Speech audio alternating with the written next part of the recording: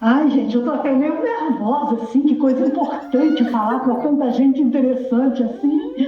Eu tô difícil, mas vamos lá.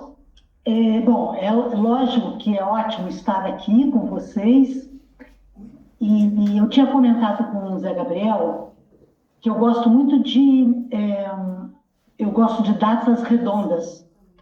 E o ano que vem são 170 anos da emancipação administrativa de Leopoldina.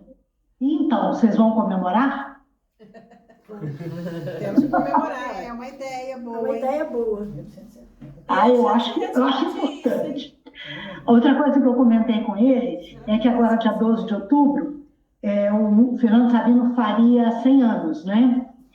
E o que que acontece? Embora ele não tenha nascido em Leopoldina, não tenha vivido aí, mas ele é neto, ele é filho de leopoldinenses e é neto pela parte materna, a, a mãe dele era neta materna de um dos pioneiros de Leopoldina, o Romão Pinheiro Corrêa de Lacerda.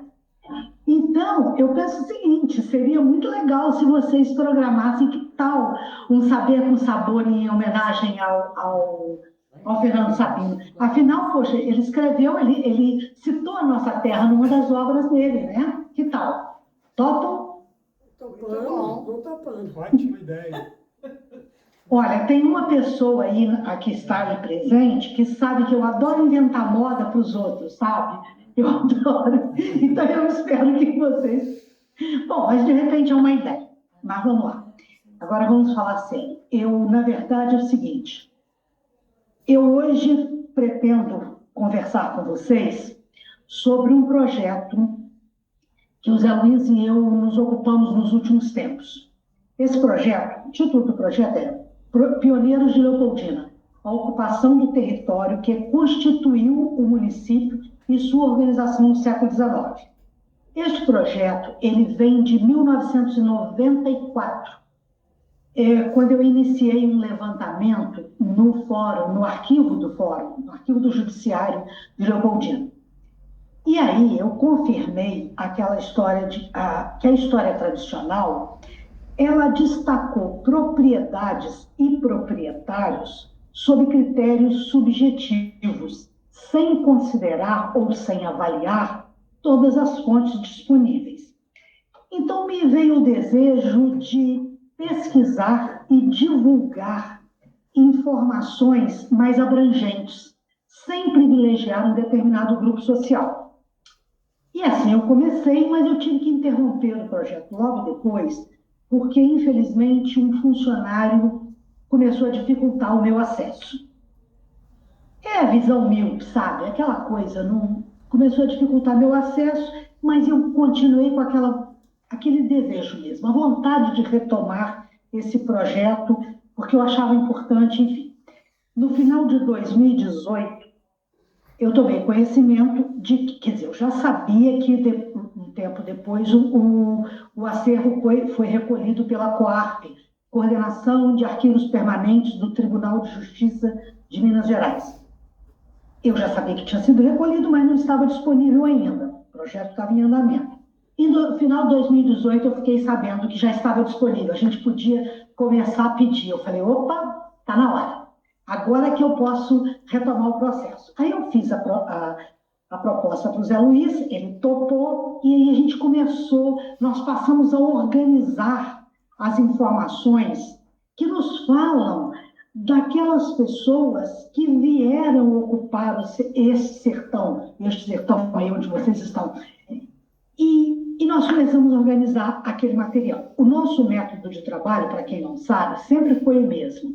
A gente reúne dados, organiza, produz texto, depois a gente divide esse texto, que eu chamo de copião, a gente divide esse texto e adaptava, né? E adapta para o jornal. Nesse caso específico desse projeto Pioneiros de Leopoldina, nós tínhamos um olhar, um objetivo de identificar as propriedades, descrever minimamente as famílias que a formaram e analisar os processos de divisão das unidades sucessoras.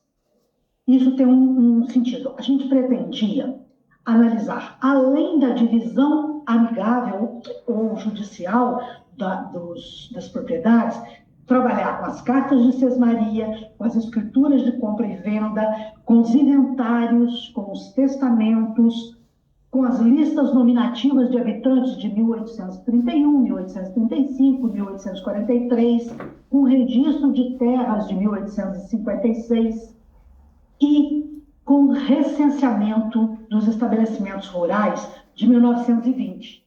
1920 é o final do nosso recorte temporal. Esse era o projeto, esse era o objetivo.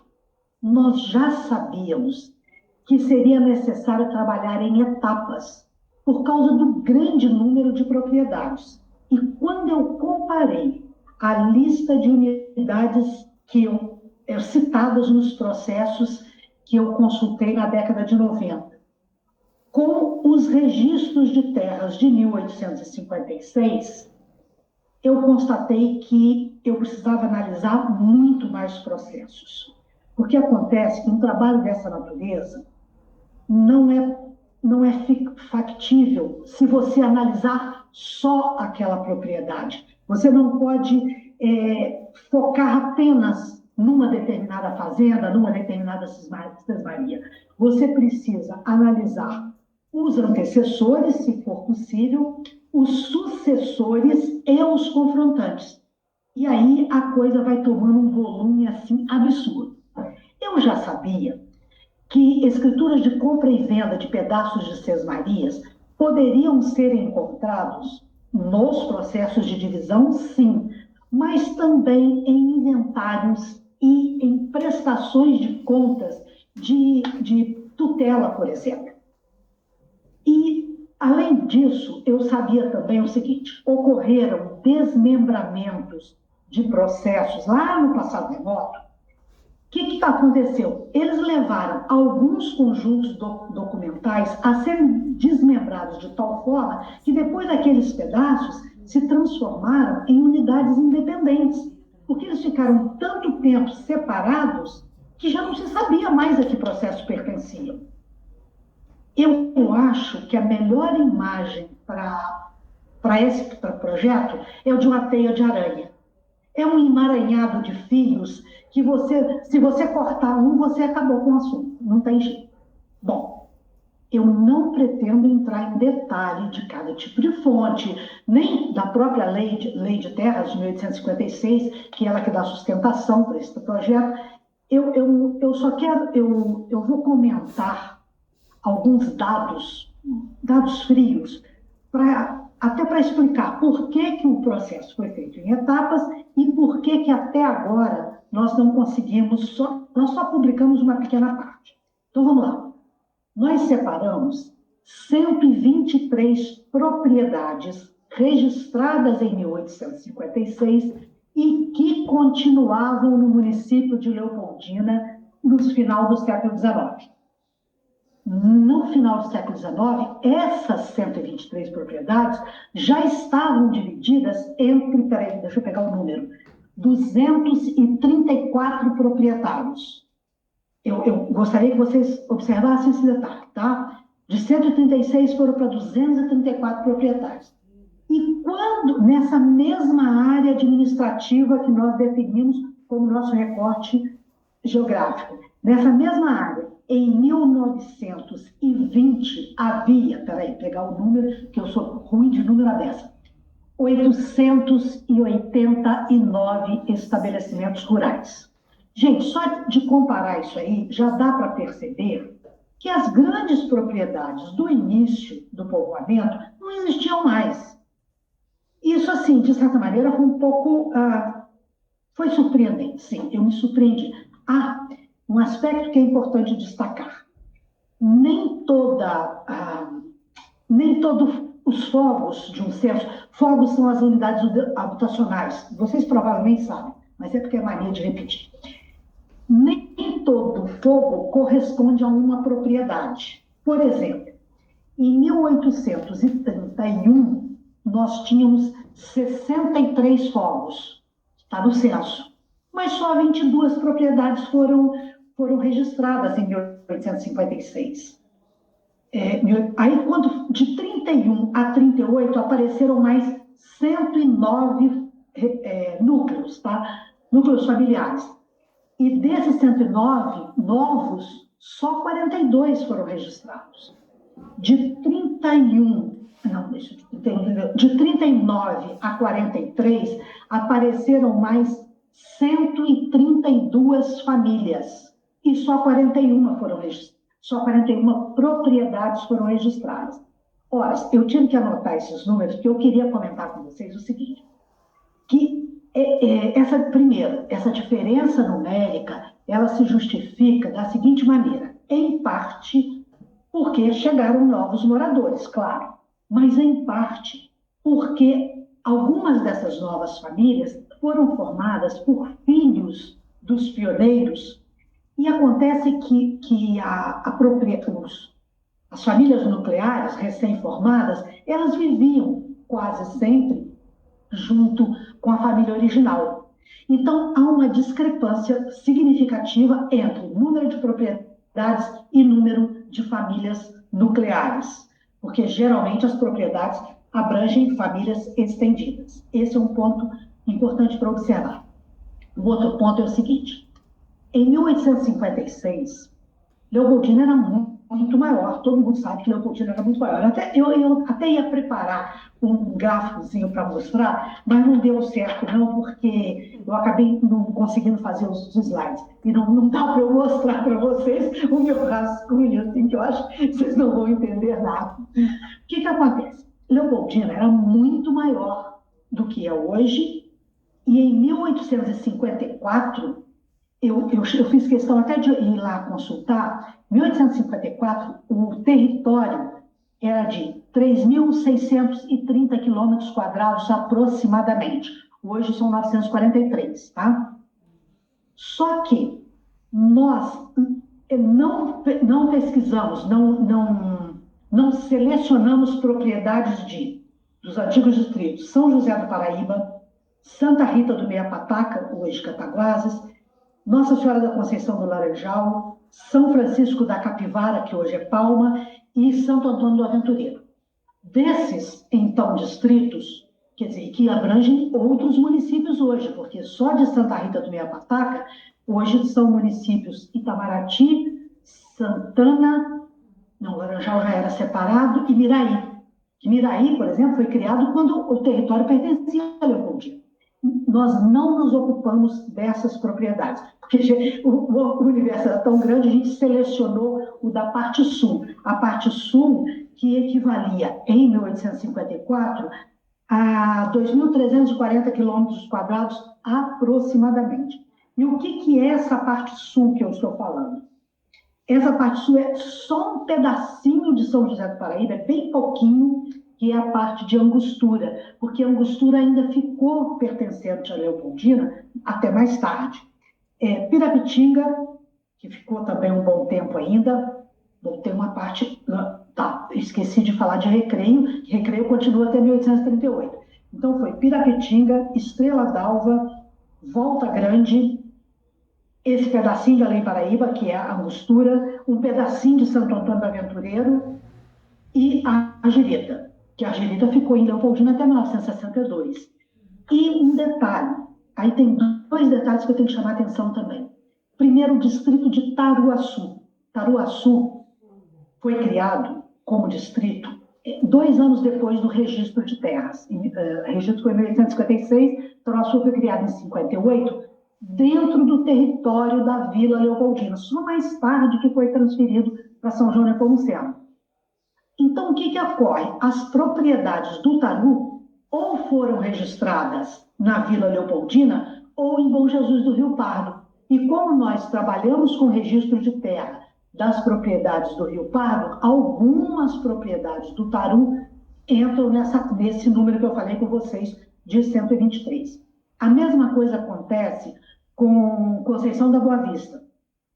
Por quê? Porque Conceição da Boa Vista, quer dizer, a Vila Leopoldina ia até o Paraíba do Sul. E Conceição da Boa Vista ia na divisa até Santo Antônio de Pádua, que Santo Antônio de Pádua era a divisa da Vila Leopoldina, marcava a divisa com a província fluminense. Então, algumas propriedades de Conceição da Boa Vista foram registradas em Leopoldina, na Vila Leopoldina, e algumas foram registradas em Pádua. Por isso, eu faço questão de repetir que os números não é uma soma de 2 mais 2 são 4. Num trabalho como esse, é como eu falei, a teia de aranha. De repente você vê que a aranha andou um pouquinho do lado de cá, então eu tenho que ir lá buscar alguma coisa. Porque, como eu falei antes, não dá para você estudar só aquela propriedade. Você precisa pensar no antecessor, no sucessor e nos confrontantes. Bom, então, e outra coisa também importante, tá? Que é preciso justificar para vocês entenderem por que esse projeto está em andamento há tanto tempo. Eu anotei aqui, são 4.015 processos de nosso interesse que estão hoje na Coarp. E nós só analisamos até agora 3.353. Vejam que falta um bocado de coisa para a gente fazer, tá?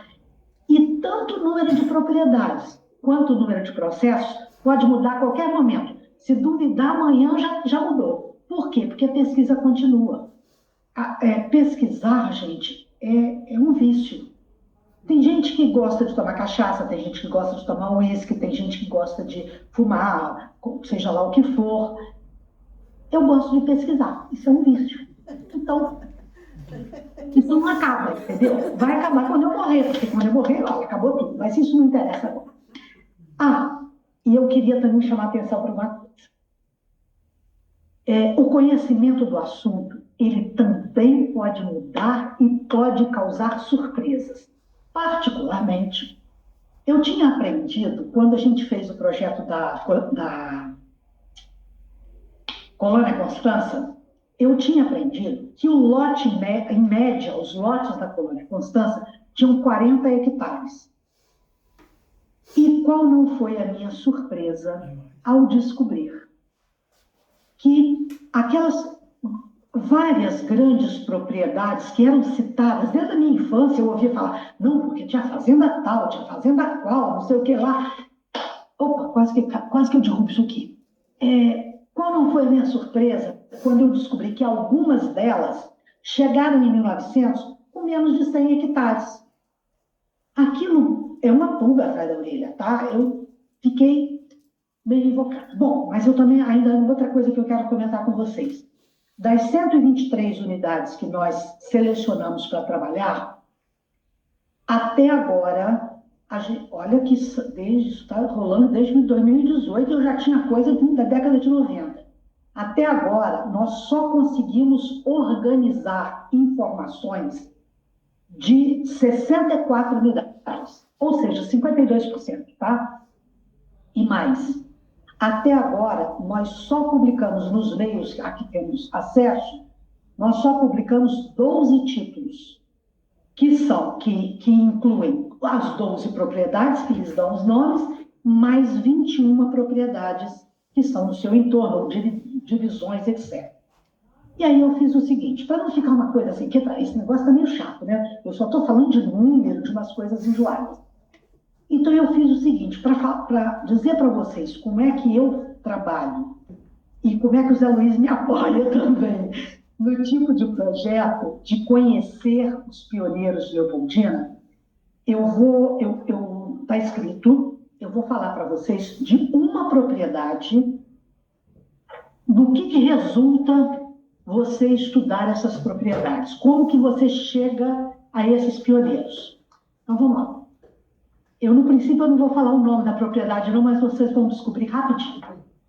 No dia 28 de abril de 1834, Manuel José Monteiro de Barros Filho compra uma sesmaria no Feijão Cru.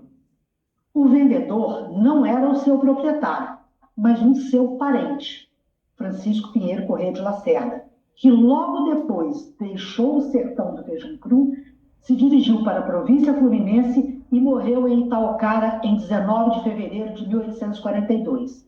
Alguns de vocês já me ouviram falar isso. Eu fico assim, mas por que o povo em Leopoldina ainda fala que o Francisco Lacerda é fundador de Leopoldina, se ele já nem estava mais aí quando foi criado o distrito?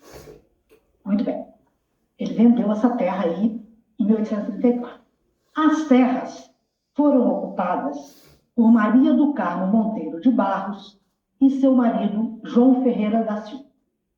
Só para dar o nome aos bois, é o seguinte: a gente tem que tomar um cuidado extremo com essas pessoas antigas, porque são muitos homônimos, não é pouca coisa não, tá, gente? São homônimos contemporâneos. Eu acho que quando eu estava na escola, falava-se que homônimos são aqueles que têm o mesmo nome e vivem na mesma época, senão são homógrafos. Eu acho que era isso que eu aprendi, não sei se é não. Mas, enfim, nessa época que eu estou falando aqui, eu acho que eram 6 Marias do Carmo Monteiro de Barros, eu acho que eram 4 Manuel José Monteiro de Barros, e vai por aí afora. E essa Maria do Carmo, que junto com o marido formaram a fazenda que vocês já adivinham qual é, tem uma dúvida sobre a origem dela, porque ela era filha ilegítima. Então isso aí, de vez em quando, aparecem umas coisas meio estranhas escritas sobre ela, acho que não tem nada a ver, mas enfim, para alguns, ela era filha do comprador, Manuel José Monteiro de Barros Filho. Para outros, ela era filha do Visconde de Congonhas do Campo, que é o Lucas Antônio Monteiro de Barros, que é irmão do Manuel José Monteiro de Barros Filho. Mais um homônimo para a correção de vocês. Para quem não sabe, eu acho que são 5 Lucas Monteiro de Barros. Não tenho muita certeza. Bom, aí o casal começa, então, o casal Maria do Carmo e João Ferreira da Silva eles começam a formar a Fazenda Desengano. Só que a 30 de março de 1846 morre o João Ferreira da Silva, sem ter concluído a instalação dos equipamentos básicos da propriedade e com dívidas de valor equivalente a 20% dos bens do casal, inclusive sendo devedor do espólio do preposto que lhe vendera as terras. No inventário do João, a área da propriedade era de 300 alqueires. No inventário da Maria do Carmo, que morreu em 5 de janeiro de 1883, a fazenda tinha sido reduzida para 196 alqueires. Por que eu falei, eu fui passo a passo aqui para dizer para vocês o seguinte: primeiro, o comprador das terras da fazenda Desengano foi um intermediário, não foi o próprio casal. Esse intermediário provavelmente pagou uma parcela do valor pedido, que pode representar o dote que o pai dela teria prometido no casamento, que era uma prática social da época. Segundo ponto a observar: a formação do patrimônio de São Sebastião do Feijão Cru não teria ocorrido antes de 1834, que é a data da compra dessa propriedade, cuja propriedade cedeu uma parte para a formação do patrimônio. Aí vamos lá. A gente sabe, né, que a terra era de Deus, e o representante de Deus na terra era o rei. Não podia vender a terra. Doava-se a sesmaria. Mas não podia vender? Sempre tem um jeitinho. Vamos lá bater um papo com o padre. E o padre fala assim: não, vamos arrumar um padroeiro? Você dá uma terrinha para formar o patrimônio do padroeiro e o resto você pode vender. Basicamente era assim. A gente tem fontes bastante interessantes, no caso de Leopoldina, até as próprias datas, né? Mas não são tão claras. Por exemplo, Piacatuba foi a mesma coisa, hein, Ana? Lá na sua terra é mais ou menos a mesma coisa, que aquilo lá não é de 1920, não, é de 44. E o Sesmeiro, que ganhou a terra de lá, ele nunca botou os pés lá. E aquela história da família que não é a sua família, não, tá? Que botou fogo na cruz, tá? Essa é uma segunda observação que eu queria fazer. E a terceira informação: o montante das dívidas do casal justifica os desmembramentos e vendas que começaram a ocorrer antes de 1850. Gente, embora isso já fosse mais ou menos vislumbrado, eu só consegui comprovar isso aqui com esse processo de pesquisa. Aí o que acontece? O casal João Maria do Carmo teve pelo menos 11 filhos. Um tinha morrido antes do pai e 4 antes da mãe.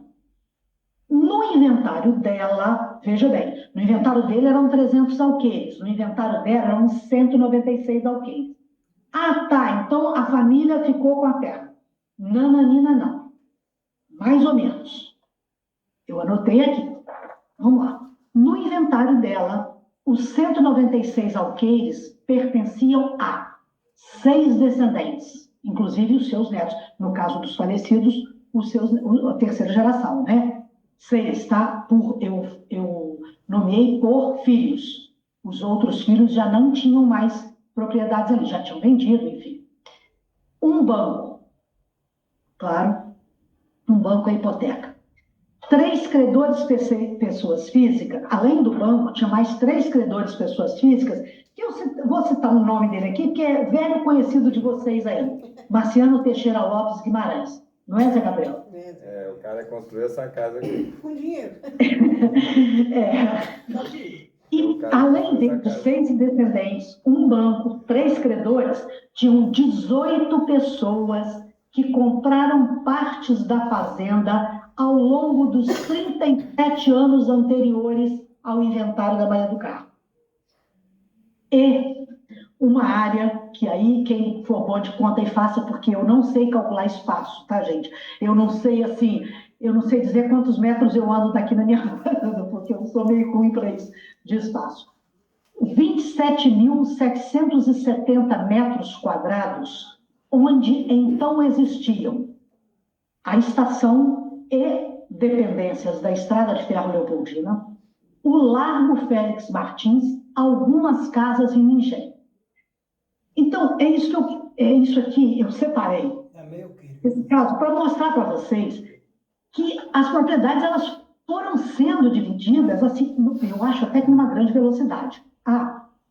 E tem mais. Na divisão judicial de 7 de janeiro, o inventário, só para recordar, foi 83. Teve uma divisão judicial iniciada em 7 de janeiro de 898. Nessa divisão foram convocados 40 condôminos da Fazenda Desengano. E depois de regularizadas algumas vendas que não tinham sido oficializadas, eram apalavradas, em 18 de julho de 1899, restavam 28 condôminos. Bom, eu acho que deu então para vocês perceberem como é que é complicado chegar nessas propriedades originais. Eu peguei essa daqui porque eu acho que é mais... eu anotei também uma curiosidade, que diz muito a mim e ao Zé Gabriel, talvez. Eu acho que sim. Sabe aquela localidade que até hoje é conhecida como As Virgens? Em 1893, As Virgens era uma área de 15 alqueires que tinha sido comprada pelo João Gilberto Damasceno Ferreira na década de 80. É só para especificar a pessoa. João Gilberto Damasceno Ferreira é o único filho do primeiro casamento do João Gilberto Ferreira Brito. Depois o João Gilberto casou mais 3 vezes, né? 3 vezes, e tem mais um monte de filho. Mas esse aqui é o filho lá do primeiro casamento. Aliás, não, ele não é ele é o mais velho, desculpa. Ele é que só teve poucos filhos. Então ele tinha comprado essas virgens, esses 15 alqueires, na década de 80. Algumas pessoas já me contaram que esse nome se refere a 3 jovens solteiras da família da Maria do Carmo Monteiro de Barros. Só que o que eu encontrei nessa lambança toda aqui de pesquisa dessa fazenda é um tantinho diferente. Eu encontrei o seguinte: antes de 1859, o proprietário das Virgens era João Francisco dos Reis, que, no entanto, não deixou herança. Um de seus sucessores foi o seu genro, João José Rodrigues das Virgens, que acabou dando nome ao local. Ele teve uma filha que se tornou adulta, quer dizer, teve 2 filhos que morreram na infância. Uma filha adulta e que se casou.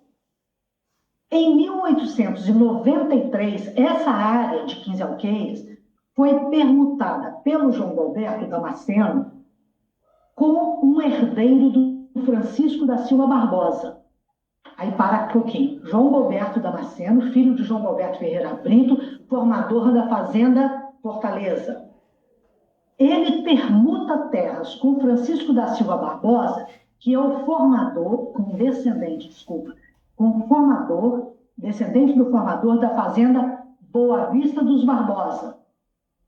Esse descendente havia ampliado a sua legítima, adquirindo terras da Fazenda Desengano.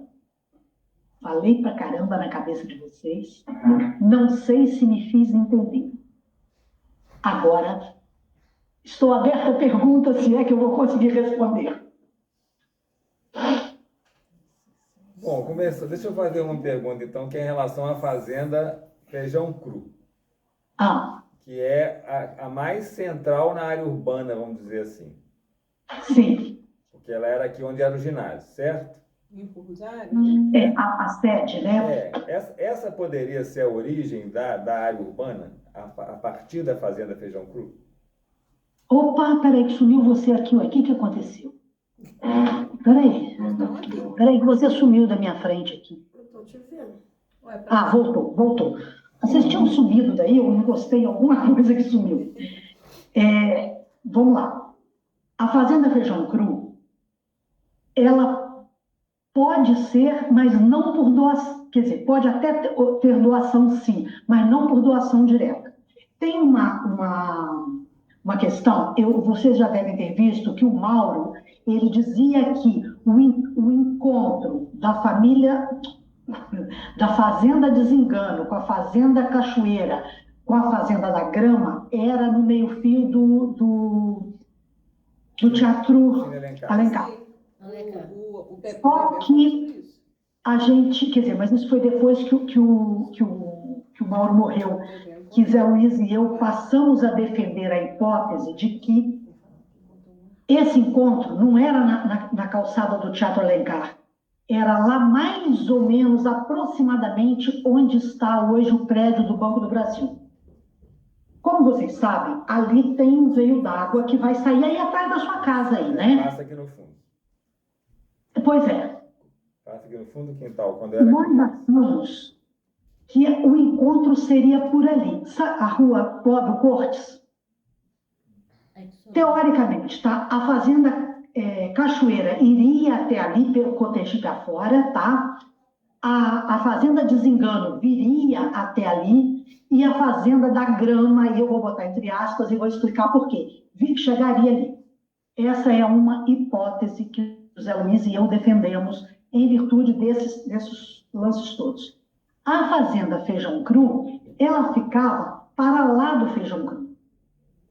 Ela é uma dúvida, né? Por que a casa está na margem direita e não na margem esquerda? Porque o território era na margem esquerda. Tanto que no registro de terras, a Fazenda Feijão Cru vai fazer divisa lá com o Monte Redondo, que já era Monte Redondo na época, com a Fazenda Santana de Fortaleza de Santana. A Fazenda Fortaleza de Santana é lá no norte de Argirita e se estende num pedaço imenso, que são as 4 Sesmarias originais, que é dos 2 sobrinhos do Tiradentes com as suas respectivas esposas. A Fazenda Feijão Cru fazia divisa com ele lá embaixo. Então, eu acho que a urbanização da área próxima da sede da Fazenda Feijão Cru se deu em virtude da postura do Manuel Antônio de Almeida. Porque ele foi trazendo tanta gente, parente, agregado, etc. e tal, e ele tinha que dar jeito onde a gente ia morar, onde a gente ia plantar, onde a gente ia viver. Então, você vai ali do Feijão Cru, por exemplo, vai andando na estrada atual para Cataguases, na altura da subestação. Ai, meu Deus, alguém me ajuda aí, porque eu não sei localizar. Fazenda Aurora. Não, é antes da Aurora. Aquilo ali era de um dos descendentes do Manuel Antônio, porque mais adiante já era da fazenda Cachoeira. Então, eu acredito que a proximidade e a quantidade de gente que ele trouxe para aí, mas eu acho que a urbanização não foi em terras do Feijão Cru. E talvez a própria ladeira da Matriz, porque o que acontece? A primeira doação para a igreja, para o padroeiro, é do Joaquim Ferreira Brito, pai do João Alberto Ferreira Brito. Quer dizer, se ele doou terra para a Matriz, ali não era Feijão Cru. Entendeu? O Feijão Cru ficou de lado. É a minha opinião, não sei. Mas o Ferreira Brito estava ligado à família do Manuel Antônio, né? O filho era genro. Exato.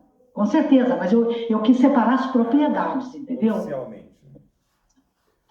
Ô, Nilza, essas Seis Marias aqui do Leopoldina, você sabe mais ou menos o tamanho da área que era cada uma, mais ou menos? Peraí, desculpa, mas eu não estou ouvindo bem. Gente, eu acho que meu som está meio baixo. Não. Será? Meu som está no máximo. Por favor, repita. Essas Seis Marias que foram dadas aqui em Leopoldina, você tem mais ou menos qual o tamanho que elas eram? Bom, vamos lá. Primeiro... E quantas foram? Tá, não foram tantas assim, não, tá? Na verdade, houve muito mais invasão do que Sesmaria, tá? A época da doação das Sesmarias, que vai de 1810 a 1922, aqui na nossa área aí, tá? Nesse período, de 1810 a 1822, foram 348 Sesmarias, numa área que, como eu disse, eu anotei aqui, uma área de 3.630 km². O que acontece? Uma Sesmaria era de meia légua em quadra, o que corresponde a 10,89 km². Nesta área de 3.630 km², caberiam 330 Sesmarias.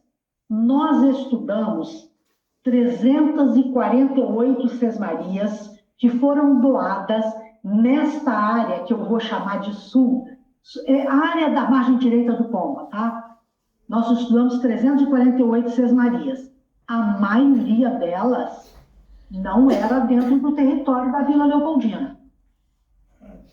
Chegando mais nessa área específica, recortando mais o espaço, eram 214 Sesmarias. Mas o que nós temos de real? E nisso, quando eu tinha contato antes dele morrer, né, com o Falabella, o Mauro que me passou, né, o contato para o Falabella, eu falei com ele várias vezes e tal, porque o livro Sertões do Leste, ele cita as Sesmarias, mas ele cita a maior parte das Sesmarias de Mar de Espanha, lá do sul mesmo. Da área de Leopoldina, ele cita muito pouca coisa. E o que é pior, na época ele não teve acesso a tantas fontes e há alguns enganos naquela lista de Sesmarias dele. Mas, de uma maneira geral, eu tenho uma... não está aqui nesse computador. Porque esses 10 quilômetros... Aí eu vou te dar mais uma informação. Nós sabemos, as duas primeiras, que citaram o Feijão Cru, eram 2 Sesmarias, ou seja, 20 km², tá? E, como eu disse, a área da parte sul da vila eram 2.340 km². Então, mas isso é a parte sul todinha. Mas vamos lá. A área das 2 Sesmarias eram na parte urbana. Essas duas, sim, eram na parte urbana. Só que, quando eu começo a desenrolar essa confusão, eu descubro o seguinte, que o João Gonçalves Neto, tomar cuidado com os nomes, o João Gonçalves Neto, ele não teve Sesmarias, ele não comprou Sesmarias do preposto lá que vendeu as 2, e, no entanto, ele foi praticamente um incorporador daquela época. Vou até olhar o nome dele aqui. Ele era parente também, tá, gente? É tudo da mesma família, tá? Não tem muito jeito de sair fora, não. Peraí. Deixa eu pegar o nome dele aqui, que eu te digo quantas coisas.